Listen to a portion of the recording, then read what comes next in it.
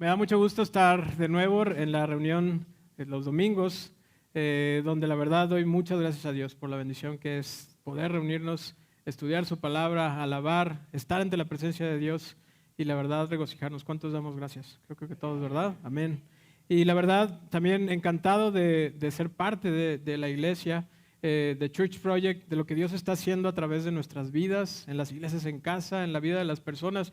La verdad estoy sorprendido y pues más que contento de poder estar hoy estudiando y reflexionando sobre la palabra con ustedes. Pero bueno, este domingo vamos a continuar la serie de Efesios que hemos estado estudiando en ocasiones anteriores, en los domingos pasados. Y para los que vienen por primera vez a esta serie o los que se acercan por primera vez tal vez al libro de Efesios, quiero darles un poco de contexto para que sepan de qué es lo que vamos a estar leyendo. El libro de Efesios es una carta que fue escrita por el apóstol Pablo. Y yo creo que muchos han escuchado el nombre del apóstol Pablo, seguramente. Pero el apóstol Pablo fue una figura muy prominente en la Biblia y uno de los líderes fundamentales del cristianismo temprano, el movimiento que despertó, digámoslo así, a raíz de la resurrección de Jesús y de que los discípulos predicaron, etc. Pablo fue una figura muy prominente ahí. Y el texto que hoy vamos a leer en el libro de Efesios es una carta que él les escribe a esta iglesia de Éfeso. Éfeso era una iglesia que estaba localizada en una zona que estaba dominada por el Imperio Romano. El Imperio Romano dominaba muchas regiones de ese lugar.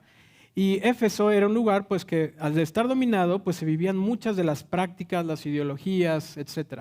Tal vez los mexicanos no les ha tocado estar bajo un imperio, bueno, los mexicanos modernos o contemporáneos, ¿no? Hace muchos años sí nos tocó influencias de ese tipo, pero a lo mejor es difícil imaginarnos cuando alguien viene y te impone ideologías, que tienen que ver con todas las cuestiones, ¿no? Económicas, religiosas, etc.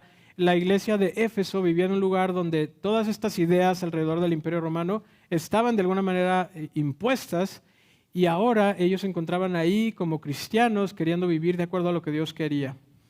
Ahí a ellos es que el apóstol Pablo les escribe y les envía esta carta, queriendo ayudarles y queriendo darles ideas de cómo es vivir bajo la luz, cómo es cuando tú conoces a Dios y quieres ponerlo en práctica. Y de eso es lo que vamos a estar hablando. ¿Cómo es vivir o caminar ahora que conocemos a Dios? Dios es luz y es todo lo que emana de Él. Y es lo que Él ha querido traer al mundo, su luz. Eso es lo que quiere traer. El mundo pareciera a veces estar lleno de oscuridad, ¿a poco no? El mundo pareciera estar lleno de oscuridad y de maldad y la cual parece abrumadora. ¿Sí? Lo vemos en muchas formas.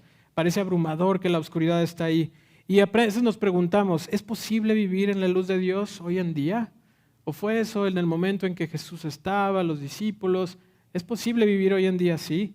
¿O qué significa hoy en día caminar en la luz de Dios? Esa es la otra pregunta que vamos a estar explorando. Pero hay una idea central que quiero compartirles y que va a ser la que vamos a estar recordando a lo largo de toda esta reflexión. Es algo que leímos por ahí y es un texto, es esta frase. Porque antes nosotros éramos tinieblas, pero ahora somos luz en el Señor. Andemos como hijos de luz. Eso es la reflexión y eso es lo que vamos a estar explorando. Antes de continuar, quisiera que hiciéramos una oración juntos. Padre, te damos muchas gracias porque podemos estar en este lugar reunidos como personas que queremos ser seguidores tuyos, como personas que queremos conocerte. Tal vez es la primera vez que vamos a escuchar de tu palabra o tal vez la hemos escuchado, Señor, pero estamos aquí porque queremos ser refrescados, queremos ser renovados, queremos entender qué significa ser seguidores tuyos en este lugar, en esta época del mundo en que vivimos, Señor. Queremos ponernos en tus manos y que tu Espíritu sea el que nos guíe. Eso lo pedimos en Jesús. Amén. Pues Pablo, cuando escribe esta carta, va a dar una serie de consejos y una serie de ideas de qué significa caminar en la luz o andar en la luz. Y una primera idea que él nos dice es que para andar en la luz tenemos que imitar a Dios. Y alguien a lo mejor que no está cercano al Evangelio o que está escuchando por primera vez, imitar a Dios, ¿cómo vas a imitar a un Dios? ¿No? ¿O cómo vas a imitar a Dios? Eso es lo que vamos a explorar. Él dice que un primer paso es imitar a Dios y caminar en amor. Esa es la otra cosa que él recomienda para que andemos en la luz. Vamos ahora sí al texto, Efesios 5, versículo 1 y versículos 2. Y ahí es donde Pablo está diciendo esto. Sean pues imitadores de Dios como hijos amados y anden en amor, así como también Cristo les amó y se dio a sí mismo por nosotros, ofrenda y sacrificio a Dios, como fragante aroma. Ese es el primer consejo que les manda a la iglesia de Éfeso. Imiten a Dios. Y nos podríamos preguntar, bueno, pero ¿cómo es imitar a Dios? O sea, ¿cómo lo vamos a hacer, no? Y bueno, la Biblia habla muchas formas en que podemos acercarnos y conocer más acerca de Dios, porque eso es lo primero que tendríamos que hacer para imitar a alguien, ¿no? Tenemos que conocerlo, y cuando queremos conocer a Dios, tenemos la gran bendición y la gran provisión que hizo Dios para que lo podamos conocer, que es Jesús. Tenemos que conocer a Jesús, tenemos que conocerlo, qué Él dijo, cómo piensa, qué es lo que Él proponía acerca de Dios y lo que Él nos anunciaba acerca de Dios. Tenemos que conocer a Jesús para poder imitarlo. Y ese es el primer consejo que nos dice Pablo. Ahora, Pablo, en este texto que les mencionaba, dice que lo imitemos sabiendo que somos hijos amados por Él. Y eso también hace una gran diferencia en el cómo podemos imitar a Dios. ¿Por qué? Porque hay un comportamiento, podríamos decir, un tanto natural, de cuando un padre ama a su hijo. Cuando hay un padre que tiene mucho amor por su hijo, el comportamiento natural, podríamos decirlo, de un niño que va creciendo, ¿cuál es? Imitarlo, ¿no? Admirarlo. Yo recuerdo y contaba, ya es el tercer servicio, entonces, la tercera reunión, perdón, y les contaba que de niño hay muchas cosas que yo admiraba a mi papá, todavía hay muchas cosas que admiro, pero cuando era niño recuerdo cuando él se iba a rasurar en las mañanas. Entonces yo iba, tenía mi rastrillo de mi alegría, a lo mejor ya es como viejito esto, pero los juguetes, no sé todavía si están por ahí, pero estaban, entonces tenía un rastrillo color rosa y yo no tenía barba obviamente, pero entonces me ponía la espuma y él se estaba rasurando y él usaba incluso maquinita y yo pues me empezaba a quitar la espuma, ¿no? Y así muchas cosas que incluso los que les gusta el golf, por ahí veo varios, no sé si hay un golfista muy famoso que se llama Tiger Woods. Hay unos videos de cómo juega él y cómo su hijo hace los golpes exactamente igual, increíblemente igual, te sorprendes. Entonces, bueno, Pablo nos está diciendo, imiten a Dios sabiendo que son hijos amados. ¿Sí? No es imitar a un Dios que a lo mejor nos da miedo, que estamos esperando qué daño nos va a hacer o cómo nos va a castigar, sino es un Dios que nos ama. Es un Dios que ha dado todo por nosotros. Es un Dios que estuvo dispuesto a enviar a su Hijo. A ese Dios es el que hay que imitar. Ese es el primer llamado. Cuando queremos conocer entonces y imitar a Dios, tenemos que mirar a Jesús, sabiendo que somos amados, que nos amó, que representó el amor de Dios por nosotros, que Jesús se ofreció como ofrenda y sacrificio a Dios y como un fragante aroma. Imitarlo como un hijo imita a un padre que es amoroso, que se desborda en amor por sus hijos. Y esa es la primera idea o el primer consejo que nos da Pablo. Caminen bajo la luz, imitando a Dios, pero también, ¿qué dice? Amando a los demás. Eso que Dios nos dio, tenemos que reflejarlo a quienes nos rodean, ¿no? Y la Biblia habla muchísimo acerca de eso. De esa manera vamos a andar en la luz. Ahora, en los siguientes versículos, Pablo empieza a explicar otras formas en que podemos nosotros saber que estamos caminando bajo la luz y que estamos viviendo bajo esa luz que Dios representa. Vamos a leer ahora el versículo 3, perdónenme, Efesios 5, versículo 3. Y fíjense lo que dice ahora, o donde Pablo empieza a explorar y a mandarles mensajes a la iglesia de Éfeso. Pero que la inmoralidad y toda impureza o avaricia ni siquiera se mencionen entre ustedes, como corresponde a los santos. Tampoco haya obscenidades, ni necedades, ni groserías que no son apropiadas, sino más bien que haya acciones de gracias. Pareciera que la iglesia de Éfeso estaba enfrentando retos en cuanto a ciertos temas, porque él habla específicamente que la inmoralidad, que en otras versiones de la Biblia dice inmoralidad sexual, así explícitamente, que la inmoralidad sexual, la impureza, todo aquello que no te hace puro ante Dios, o la avaricia, y él les dice, ¿saben qué? Ni siquiera se mencionan entre ustedes. En esa época, al parecer, o pensaría uno por lo que está escribiendo Pablo, que era común que la gente estuviera hablando de esas cosas, como hoy en día. Y Pablo les dice que este tipo de temas ni siquiera se mencionen entre ustedes. ¿Sí? No dediques tiempo a eso. Y vamos a reflexionar un poco sobre eso. ni siquiera se mencionan entre ustedes.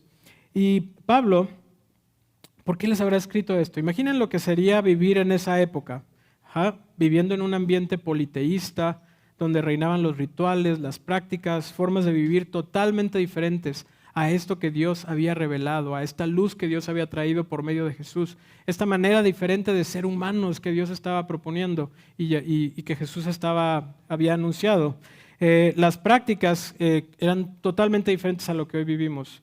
He mencionado aquí, bueno, en nuestra iglesia en casa y en varios lugares, un libro que me tiene muy impactado de un escritor que se llama historiador, que se llama Tom Holland. No es el del Spider-Man, hago la aclaración.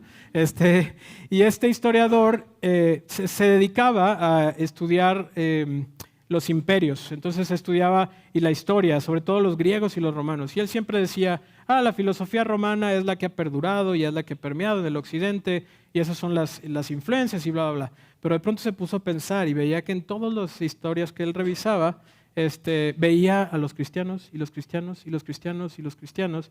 Y entonces él escribió un libro que se llama Dominio. ¿Y saben de qué se trata? Cómo el cristianismo dominó el occidente. Y nosotros vivimos hoy en día un mundo muy diferente al que eran los romanos. ¿Por qué? Porque todas estas prácticas, todo esto que Jesús anunció, toda esta luz que trajo al mundo, ha tenido un impacto. ¿Sí? Es muy debatible.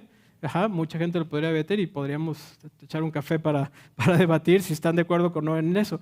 Pero el mundo que vivimos hoy es muy diferente. El mundo que vivían los romanos, los ritos religiosos muchas veces tenían incluso temas sexuales y eran bien vistos por los sacerdotes, por la gente, la manera en que pensaban acerca de las mujeres, la manera en que pensaban de los niños, muchísimas cosas que eran muy diferentes. Y Pablo les escribe diciendo, ¿saben qué? Ustedes están apartados de eso. Ustedes tienen una forma diferente de vivir, una manera totalmente distinta en lo que tiene que ver con la inmoralidad sexual, lo que tiene que ver con la impureza, todo aquello que nos ensucia, que no nos hace limpios ante Dios, y también con la avaricia, que la avaricia es también algo que nos distrae de Dios, ¿no? Él dice, saca de tu conversación estos temas, lo cual resuena, ¿no les parece? En nuestra época también, totalmente. La inmoralidad sexual, toda conversación sobre prácticas que están fuera de lo que Dios creó y diseñó relacionado con la sexualidad, eso debería estar fuera de nuestra conversación, dice ahí.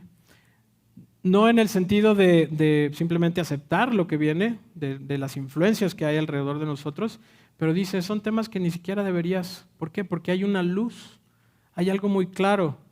Y bueno, eso nos va a dejar pensando. La impureza, toda cosa extraña o ajena que nos hace perder la pureza con que Dios quiere que vivamos. ¿Qué cosas hay en nuestra mente? Pablo les estaba escribiendo en Éfeso, porque había cosas que a lo mejor estaban ensuciando su mente y evitando que ellos pudieran recibir la luz de Dios y vivir de acuerdo a ella. Y por otro lado, Pablo está hablando de la avaricia. ¿Qué es la avaricia? El afán de poseer muchas riquezas por solo el placer de atesorarlas y sin compartirlas. Una desviación completamente de lo que Dios quiere con nosotros y los recursos que tenemos. Dios nos dice, todo lo que tienes, ¿de quién es? Mío. Y te lo di para que seas bendición, te lo di para que compartas, para que tú, del mandato que Él da de gobierno, la tierra, etcétera, lo pongas, pero lo pongas bajo mi control y bajo mi dominio, y para que tú seas responsable ante mí de lo que tienes. Eso es lo que Dios dice la palabra y lo que dice Dios. En cambio, la avaricia es esta idolatría, las posesiones, etcétera, que nos desvían completamente. Ahora, ¿por qué Pablo les decía esto a los de Éfeso? Porque la idolatría al sexo, fuera de lo que Dios desea, es decir, la inmoralidad sexual, la impureza o todo aquello que ensucia y evita que seamos santos, son formas antiguas y modernas de idolatría. Pablo nos está advirtiendo que vivir o caminar de esa forma es andar en la oscuridad, es andar por un camino que no es el que Dios quiere y que tiene consecuencias. Ahora, en estos versículos que estábamos viendo, el versículo 3 termina Pablo diciendo, la razón por la que ustedes deben alejarse de eso, ni siquiera tener eso en sus temas de conversación, es la siguiente, porque estamos llamados a ser santos.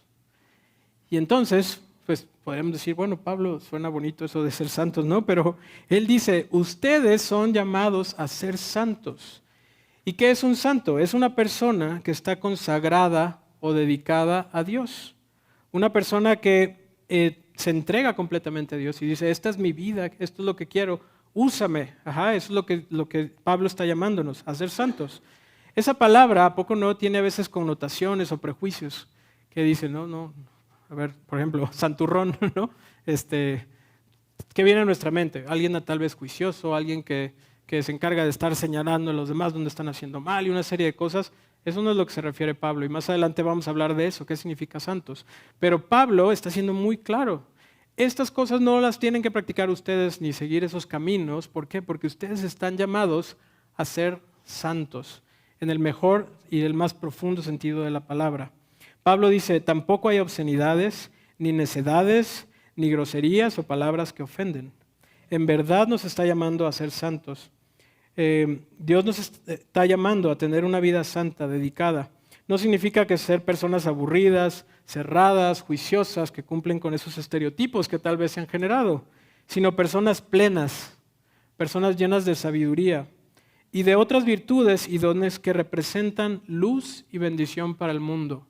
Eso es cuando pensamos, Dios nos está llamando a ser santos, a ser consagrados. Eso es lo que tendría que venir a nuestra mente. Personas que los demás están alrededor de ellos y dicen, wow, ¿no? Esta persona, ¿a quién nos la mandó? ¿No? Qué padre que esta persona está aquí. Y más adelante Pablo va a hablar de otras cualidades que distinguen a quienes son dedicados y a quienes se consagran a Dios. Ahora, cuando decimos, oye, ni siquiera eso puede entrar en las conversaciones, Pablo, o sea, habría gente que diría, pues de qué vamos a hablar, ¿no?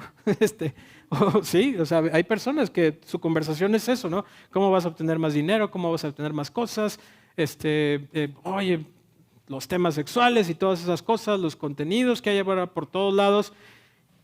¿Y ahora de qué se trata? Pablo dice, al final del versículo 4, dice, más bien llenen sus conversaciones de algo que es increíble, está ahí, conversaciones con acciones de gracias. Y fíjense, en el mundo actual los psicólogos, últimamente he visto muchos contenidos, a lo mejor los han visto, que hablan de cómo tener una vida pues, lo más plena posible, estar saludables mentalmente, porque es un problema grave en el mundo, y cómo estar mejor entre todas las situaciones que ocurren, ¿no? Y ellos recomiendan que uno de los factores y las cosas que te pueden ayudar es la gratitud. Y yo creo completamente en eso. Pablo escribió esto hace cientos de años. Y él lo que dice es, en vez de estar llenando tus conversaciones de, uy, el mundo está terrible, ¿no? Este es mi punto de vista, ¿sabes qué mal está todas estas influencias? ¿Sabes qué? Mejor ni hables de eso. Llénate de conversaciones de gratitud, ¿sí? ¿Por qué? Porque cuando tenemos un corazón agradecido, tiene un efecto increíble en nuestra mente y en nuestro ser. Y a eso es a lo que nos llama Pablo. Un corazón agradecido y el adoptar un vocabulario de gratitud o acción de gracias está relacionado con adoración. En vez de una conversación pecaminosa, una conversación llena de gratitud está hablando de que tienes un Dios en quien confías, en quien provee, en quien te va a proveer en abundancia y que te ha suplido de todo lo que necesitas. Snodgrass, un teólogo, dice lo siguiente, la gratitud es un antídoto para el pecado, ya que es difícil o casi imposible el dar gracias y pecar al mismo tiempo. ¿Están de acuerdo con él? Yo sí, me suena. Cuando uno tiene un corazón de gratitud, no hay lugar para la avaricia. Cuando uno tiene un corazón de gratitud, las cosas cambian. Y esa es una de las formas que se vive bajo la luz de Dios. Vayamos al texto de nuevo, Efesios 5, versículo 5. Porque con certeza ustedes saben esto, que ningún inmoral, impuro o avaro, que es idólatra, tiene herencia en el reino de Cristo y de Dios. Que nadie los engañe con palabras vanas, pues por causa de estas cosas la ira de Dios viene sobre los hijos de desobediencia. Por tanto, no sean partícipes con ellos. Pablo afirma en esto que escribía a los Efesios, que debemos saber con toda certeza que ninguna persona inmoral, impura o avara tendrá una herencia. Y es una declaración muy fuerte. Porque creo yo que cuando él habla de una herencia que tenemos en el reino de Cristo y de Dios, no se refiere solo a algo futuro, a un momento cuando Cristo regrese, una cuestión así, sino el reino de Dios se vive desde ahora. Y cuando nosotros tomamos comportamientos que van en contra de esto que Dios nos ha revelado, de esta luz que conocemos, entonces estamos tomando que definitivamente nos desvían y nos llevan a ese camino y no podemos recibir esa herencia que Dios nos ha dado. Ahora, no nos vamos a quedar ahí con ese mensaje, porque en Cristo Jesús es en quien somos transformados, amén. En Cristo Jesús es en quien encontramos esta solución al problema de raíz que tenemos, que nos lleva hacia la avaricia, hacia la inmoralidad, hacia todo esto que estamos comenzando. En Cristo Jesús es quien tenemos acceso al reino y a esa herencia, pero tenemos que definitivamente elegir y escuchar estas palabras que Pablo nos está diciendo. Si uno sigue esas prácticas, definitivamente no estamos yendo por el camino de la luz que Dios nos propone. Pablo dice también en el versículo 6 que nadie nos engañe con palabras vanas. Hay personas que usan palabras vanas para engañarnos sobre todos estos temas y otros temas más, ¿no? ¿No lo creen? Hoy en día esos engañadores a veces actúan por interés propio, a veces por interés monetario. ¿A poco no sobre estos temas hay tantas ideas? ¿No? ¿Cómo hacerte rico en no sé cuántos días?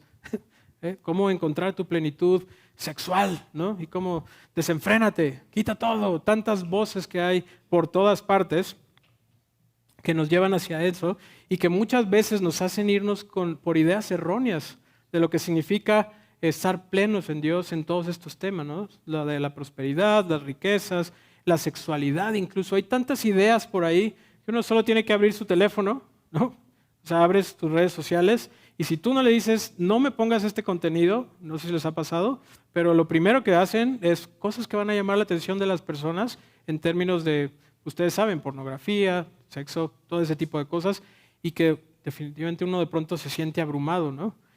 Dice Pablo, no se dejen engañar. Ajá.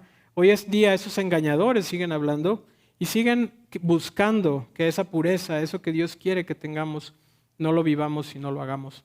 Ideas que finalmente, como dice el texto que leíamos, se fijan en el versículo 6, la ira de Dios viene sobre los hijos de desobediencia. Quien toma ese camino contrario a Dios, ese camino de oscuridad en vez del camino de luz, finalmente trae consecuencias. Y esta frase que viene ahí de la ira de Dios podría causarnos mucho, pues, nos podría consternar, ¿no? Preocupar.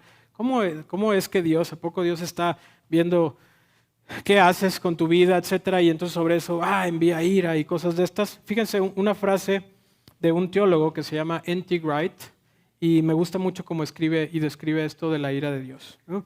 Dice, la ira de Dios, de hecho, no es solo un castigo que está esperando a las personas al final de la era presente. O sea, no es un castigo que está como al futuro, como decía, cuando Cristo regrese, el juicio, todas las cosas que se plantean en la Biblia. No es una cuestión arbitraria el que Dios haga algunas reglas para que la gente deje de disfrutarse a sí misma y luego amenazarlas con encontrarse con ellos si aún así lo hacen. La ira de Dios está construida dentro de la creación misma. Hay ciertas formas de comportamiento que están tan fuera de la línea bajo la cual Dios hizo el mundo que los humanos en particular generan para sí mismos su propio némesis o su propio castigo. Hay cosas que ya están intrínsecas en cómo Dios formó el mundo, que cuando tomamos un camino completamente diferente, nosotros mismos nos traemos las consecuencias y cargamos con esa ira de Dios. No es que Dios esté viendo a quién le envía una enfermedad, una consecuencia, ¿no? Nosotros mismos somos los que lo generamos así. Ahora, si dejáramos de leer ahí, podríamos quedarnos, hoy todo es oscuro, todo es muy difícil, necesitamos de Dios, pero ¿qué más? Fíjense Pablo, qué increíble cómo escribe a los Efesios y como hay un mensaje para nosotros en el versículo 8. Porque antes ustedes eran tinieblas, pero ahora son luz. Son luz en el Señor. Anden como hijos de luz. Caminen. Esto que decíamos, ¿cómo voy a caminar en los pasos de Dios? ¿Cómo voy a imitarlo? Ustedes háganlo. Y el versículo 9 dice, porque el fruto de la luz consiste en bondad, justicia y verdad. Antes les dice, ustedes eran tinieblas, pero ahora son luz en el Señor. Anden como hijos de luz. Antes ustedes eran inmorales, impuros y avaros, ahora son luz. ¿Por quién? Por la gracia de Jesús, por lo que Él hizo por nosotros. Entonces anden como hijos de luz. Nuestra identidad ha cambiado, si se fijan. Él dice, eran oscuridad, ahora son luz. Ahora es totalmente posible en el nombre de Dios ser transformados y que nuestra luz y nuestro conocimiento, nuestro andar con Cristo, con Dios, vaya creciendo. Proverbios 4:18 dice, pero la senda de los justos es como la luz de la aurora, que va aumentando en resplandor hasta que es pleno el día. Ese es el camino al que Dios nos invita a seguir, es el camino en que nos busca andar. Los seguidores de Jesús tienen la capacidad en el nombre de Dios de dejar de ser obscuridad y de ser luz, de caminar en esa luz. Y fíjense, en eso que leímos decía también que los frutos de la luz consisten en bondad, justicia y verdad. Hablábamos de los santos, ¿se acuerdan? Ay, santo, no, pero yo no quiero, eso suena feo. Bueno, a ver, vamos a repensar qué significa ser santos. Personas llenas de bondad, personas llenas de verdad y personas llenas de justicia. ¿Creen que el mundo valora eso? Algunos no, pero hay mucha gente que está esperando personas que representen este tipo de cualidades, este tipo de frutos. Y ahí es donde Dios nos está llamando, a que ese tipo de frutos sean los que tengamos en nuestra vida. Personas justas, personas que buscan, personas que son veraces en sus relaciones, en todo lo que hacen. Eso es lo que Dios está buscando. Porque antes nosotros éramos tinieblas, pero ahora somos luz en el Señor. Andemos como hijos de luz. Y déjenme ilustrar esto de una forma especial. Voy a pedir ayuda a parte del equipo que está por ahí.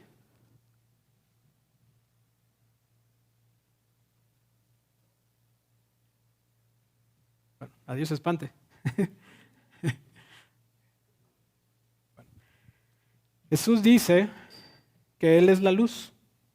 Juan 8:12 dice, yo soy la luz del mundo, el que me sigue no andará en tinieblas, sino que tendrá la luz de la vida. Eso dijo Jesús, haciendo eco también de lo que Pablo decía. Y después Jesús en Mateo 5:14 y 15 dice, ustedes son la luz del mundo. Una ciudad situada sobre un monte no se puede ocultar, ni se enciende una lámpara y se pone debajo de una vasija. Se pone sobre el candelero y alumbra a todos los que están en la casa. Entonces miren, aquí me trajeron una vasija. Entonces estamos en la oscuridad. Aquí está la luz y dijimos, ¡ay, qué bueno que Jaime traía una luz! ¿No? Pero ¿a poco voy a hacer esto? Y cerrarlo. Claro que sería lo más tonto, ¿no? Y Jesús creo que fue muy claro en decir, no pones una luz para ponerla ahí. Jesús dice, hay que ponerla en lo más alto. ¿No? Yo no estoy muy alto, pero lo más alto que puedas. Ajá, lo más alto que puedas, llévala ahí. Ahora vamos a hacer algo. ¿Cuántos traen su celular y ayúdenme a prender su lucecita? Entonces vean, se ve bonito, ¿no? Como concierto y toda la onda y la movemos. Y ahora está más iluminado y entonces está padrísimo y decimos, wow, la luz, cómo transforma, ¿no? El lugar donde estás, de oscuridad, ahora hay luz. ¿Y qué pasaría si yo les dijera, bueno, qué tal si nos seguimos así con esta lucecita, ¿no? De aquí a que termine la reunión. Pues todos como que me dirían, oye, ¿por qué no? O sea, si hay luz, ¿por qué tenemos que quedarnos tan poca luz? ¿Y por qué no encendemos las luces? Es más cómodo, hay más luz, etcétera. Eso es exactamente lo que Pablo está diciéndole a los de Efesios, a los que viven en Éfeso. Ustedes ya tienen la luz, ¿por qué la van a tener apagada? Ajá. ¿Por qué si ya tienes acceso a la luz, vas a estar viviendo con la luz del celular? ¿Por qué vas a estar con la lamparita? O poniéndole una vasija para taparla. No tiene sentido. Antes nosotros éramos tinieblas, pero ahora somos luz en el Señor. Pablo sigue diciendo en el versículo 10 al 14 lo siguiente: examinen qué es lo que le agrada al Señor y no participen en las obras estériles de las tinieblas, sino más bien, dice, desenmascáralas. ¿Ah? Porque es vergonzoso aún hablar de las cosas que ellos hacen en secreto. No pierdas tiempo en eso. Versículo 13, pero todas las cosas se hacen visibles cuando son expuestas a la luz, pues todo lo que se hace visible es luz. Por esta razón dice, fíjense esta frase increíble: despierta, despierta tú que duermes, y levántate de entre los muertos, y te alumbrará Cristo. Es increíble, amén. Despierta tú que duermes, levántate de entre los muertos. No te quedes con la luz ahí a medias y ay, sí, pero luego la prendo. Ahorita estoy así como que con la lucecita apagada. No me gusta así, relajadito. Está bien para cuando nos queremos relajar, pero con la luz de Dios no podemos hacer eso. Pablo está diciendo, deja que la luz brille y que salga y resplandezca en todo. Pablo nos llamó en estos versículos a examinar qué es lo que le agrada a Dios, a dedicar nuestras mentes a estudiar qué es lo que de verdad le agrada a Dios. no con ideas sencillas ahí que alguien nos dice, no, ni con lo que dice el pastor, ni el pastor de iglesia. Arrodíllate, búscalo, pide sabiduría a Dios y Dios nunca te la va a negar. Pablo nos exhorta a que no participemos de las obras de las tinieblas, sino que las desenmascaremos. A veces con todo esto tan abrumado que les decimos que fluyen las ideas, ¿no? En las redes sociales, de un continente a otro, en segundos un artista hizo una tontería y ahora wow, todos lo siguen y empiezan a cambiar sus comportamientos y los influencers, tantas cosas. Pablo dice, desenmascáralas, usa la luz. Está la palabra de Dios, arrodíllate, pide a Dios sabiduría y vas a poder desenmascarar las obras. Confía en que todas las cosas se hacen visibles a la luz. Tenemos que hacernos preguntas, y cuando nos sintamos abrumados por la oscuridad, cuando creamos que no hay salida, recordemos que nosotros hemos sido llamados a confiar en Dios, que es la luz y es el que nos va a mostrar el camino. Pablo, en vez de darnos una lista de cosas que están bien o mal, ¿sí? Y como tratar de describir, a ver, esto sí, esto no. Pablo lo que nos dice es, tienes que vivir completamente y en total dependencia con Dios. Tienes que ser lleno por su Espíritu para examinar qué es lo que agrada a Dios. Entonces tú vas a poder, con su ayuda, desenmascarar las obras de las tinieblas. Eso es lo que Dios nos propone en todos los aspectos de la vida. El tema de la sexualidad, el tema de nuestros recursos, el tema de nuestra adoración, todo lo que veamos. Dios tiene esa disposición para darnos sabiduría y ayudarnos. No te dejes abrumar por la oscuridad. Busca la luz. Con el poder del Espíritu podemos desenmascarar las obras de las tinieblas y perderán todo su poder sobre nosotros. Porque antes nosotros éramos tinieblas, pero ahora somos luz en el Señor. Andemos como hijos de Dios, de luz. Despierta tú que duermes, levántate de entre los muertos y te alumbrará Cristo. Tenemos que aprender a pensar claramente, a no dejarnos llevar por la corriente. Mucha gente en el mundo se deja llevar por lo que dice su artista favorito, su deportista favorito, su influencer favorito, quien quieras. Dios lo que nos está diciendo es, no te dejes llevar por cualquier idea así nada más. Tienes que pensar, tienes que ponerte a estudiar, tienes que ponerte a analizar, tienes que pedir sabiduría a Dios. Y entonces, en vez de dejarte llevar solo por la corriente, como pensando, bueno, vamos a probar esto, ¿no? Y a ver a dónde nos lleva, y como siendo optimista, en vez de eso, piensa, analiza. No te dejes solamente llevar por esas corrientes. Necesitamos levantarnos y despertar de esa muerte y depender del Mesías que ya fue levantado y que proyecta su luz en ti. Entonces tú tendrás la capacidad de caminar en la luz, en vez de caminar o ir por camino de oscuridad que lleva al camino de la muerte. En los últimos versículos, Pablo nos invita a que vivamos por el poder del Espíritu y que caminemos en sabiduría. Por tanto, tengan cuidado cómo andan, no como insensatos, sino como sabios. Aprovechen bien el tiempo, porque los días son malos. Así pues, no sean necios, sino entiendan cuál es la voluntad del Señor. Y no se embriaguen con vino, en lo cual hay disolución, sino sean llenos del Espíritu. Tenemos la luz. No seamos insensatos, tontos o imprudentes. Aprovechemos la luz. No dejemos las cosas para además, dice Pablo, ¿no? O para el futuro, ¿no? De pronto pensar, bueno, luego voy a trabajar en eso. No, dice Pablo, abórdalo ya, hazlo ya. ¿Por qué? Porque los días cuentan. Es tu vida, es la gente que está alrededor de ti. No puedes quedarte con la luz apagada, así como estábamos hace rato aquí en el auditorio. Que la palabra de Dios, que la luz de Dios llene nuestra mente, que llene nuestra imaginación, que todo eso, todo lo que somos, esté lleno de la luz de Dios. Porque antes nosotros éramos tinieblas, pero ahora somos luz en el Señor. Andemos como hijos de Dios. Esta reflexión nos lleva a pensar en cómo somos en nuestras conversaciones con otros creyentes en Jesús. ¿Hablamos de verdad con un espíritu de gratitud? ¿O nos ponemos a hablar de cosas que no tienen sentido? ¿No? Y si no quieres ser un extremista, ¿no? De ya, sí, no, sino pidamos a Dios sabiduría. ¿Cuáles son las conversaciones que de verdad nos construyen, nos animan, nos limpian o nos edifican, ¿no?